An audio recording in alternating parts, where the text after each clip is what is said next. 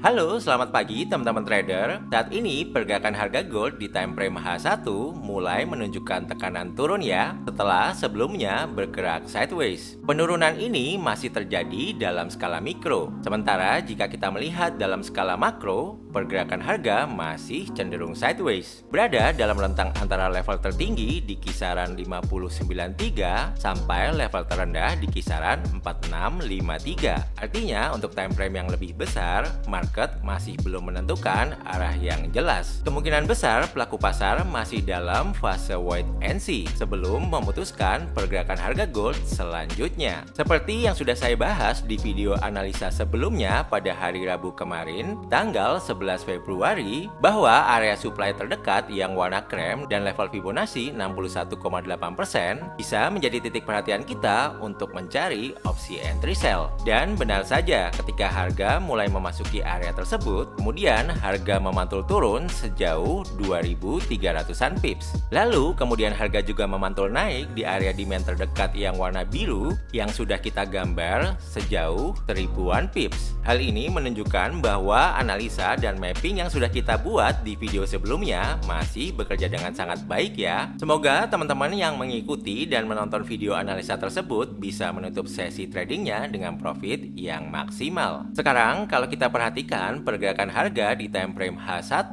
terlihat bahwa harga mulai memasuki fase penurunan setelah sebelumnya bergerak sideways. Saat ini tekanan dari sellers mulai terlihat dominan dalam menggerakkan harga. Jika harga mampu bergerak dan bertahan di bawah level 4969, maka ada potensi penurunan lanjutan menuju area support terdekat di kisaran 4653. Namun perlu diingat, secara makro pergerakan harga masih berada dalam kondisi sideways. Jadi dalam situasi seperti ini, kita tetap bisa memanfaatkan peluang baik untuk opsi buy maupun sell, tentunya di area-area dan level yang tepat dengan konfirmasi yang jelas. Dan untuk analisa lengkap mengenai arah tren secara statistik sekaligus level-level krusial yang wajib teman-teman perhatikan, akan saya jelaskan setelah ini ya. Jadi pastikan jangan skip videonya, karena bagian ini cukup penting untuk menentukan arah trading selanjutnya. Nah teman-teman, saya udah gambar untuk area supply dan demand areanya ya.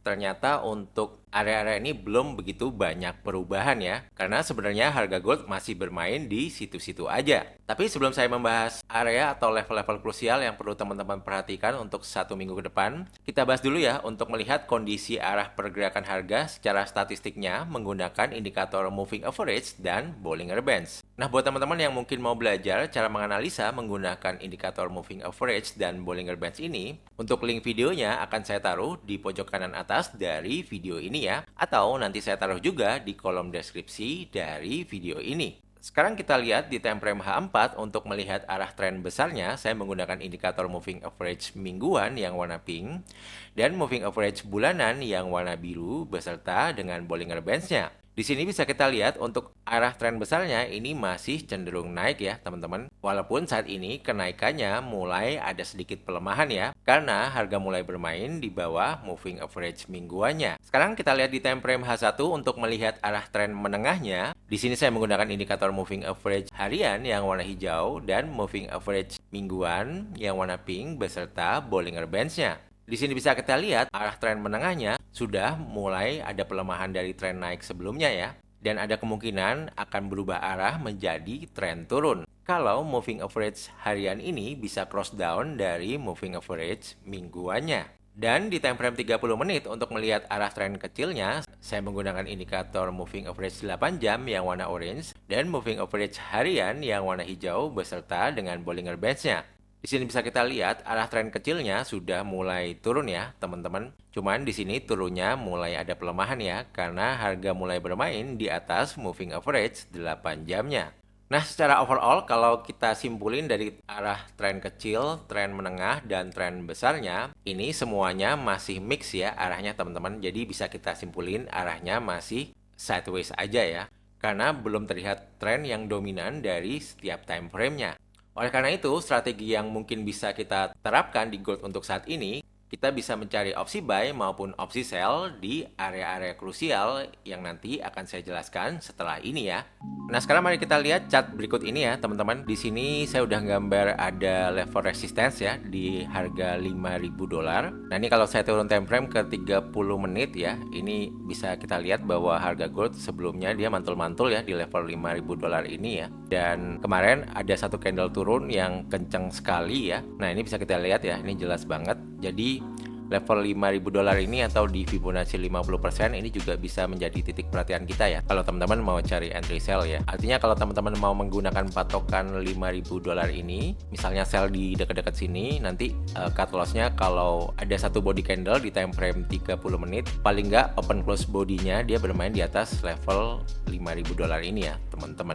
Nah, terus kalau misalnya harga terus naik, maka masih sama ya untuk area supply yang warna krem ini beserta dengan Fibonacci level 61,8% ini bisa menjadi titik perhatian kita kalau teman-teman mau cari entry sell di area selanjutnya, atau di level resisten di kisaran 5240.94 ini juga bisa menjadi titik perhatian kita. Dan untuk opsi buy tentunya di main area terdekat di kisaran ini ya 4891 sampai 4809 ini juga bisa menjadi area buy kita ya kalau misalnya harga gold turun lagi memasuki area demand ini yang warna biru. Dan untuk area demand selanjutnya yang sangat krusial yang mempunyai peluang tinggi kalau harga turun ke sini dia bisa mantul naik, itu ada di sini ya di kisaran 4687 sampai 4601 ya. Ini bisa teman-teman gambar dulu. Nah, ini alasannya kenapa ini bisa menjadi area yang cukup kuat ya kalau harga turun ke sini. Itu bisa kita lihat ke time frame 15 menit ya. Saya udah gambar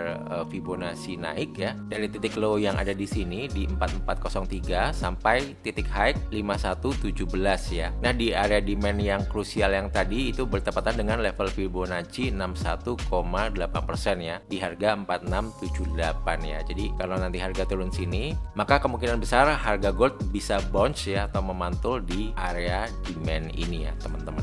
Kemudian nanti malam ada berita ekonomi ya dari zona Amerika yang bisa teman-teman perhatikan. Itu nanti malam jam 8:30 malam itu ada news CPI year on year ya dari Amerika Serikat. Ini adalah data tingkat inflasi tahunan ya teman-teman yang bisa menjadi perhatian ya, yang kemungkinan besar bisa menggerakkan harga gold ya. Ini teman-teman perhatikan untuk previousnya dia di 2,7% dan untuk forecastnya diprediksi akan turun ke 2,5%. Dan tentunya kalau nanti hasil actualnya nanti malam bisa lebih rendah daripada 2,7% bahkan 2,5%, maka kemungkinan harga gold bisa bergerak naik ya teman-teman. Karena bisa kita lihat di sini historinya ya. Di sini dalam 5 bulan terakhir paling rendah itu adalah 2,7%, artinya kalau dia bisa paling nggak 2,5% atau lebih rendah, maka ini bisa meningkatkan chance untuk Federal Reserve kembali untuk menurunkan suku bunga acuannya ya, karena data tingkat inflasi yang semakin turun ya teman-teman. Oh ya teman-teman, tadi ada yang sempat ketinggalan ya, kalau kita lihat harga gold di time frame 15 menit ya, dengan menggunakan Fibonacci yang udah saya gambar, ini level 50% di kisaran 4762 itu juga bisa menjadi titik perhatian kita ya, karena biasanya level 50% ini bisa menjadi area yang krusial juga karena dia termasuk golden ratio ya di Fibonacci ya. Jadi level ini juga bisa menjadi titik perhatian teman-teman ya kalau mau mencari entry buy ya, karena di sini juga kemungkinan harga bisa memantul dulu ya di